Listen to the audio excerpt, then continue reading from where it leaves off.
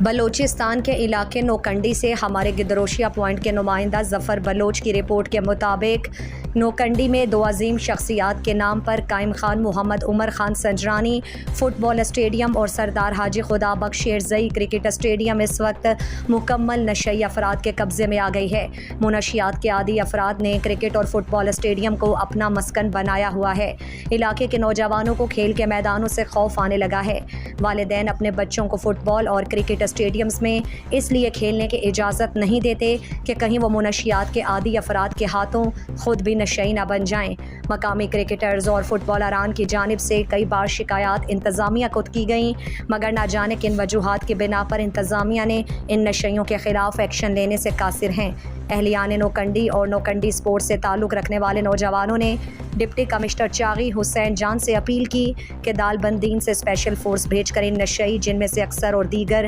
علاقوں سے یہاں آ کر آباد ہوئے ہیں ان کے خلاف کارروائی کر کے سپورٹس کے میدان کو ان سے پاک کریں اور باہر سے آنے والے نشئیوں کو ان کے علاقوں کو روانہ کریں تاکہ یہاں کے نوجوان تباہ ہونے سے بچ جائیں۔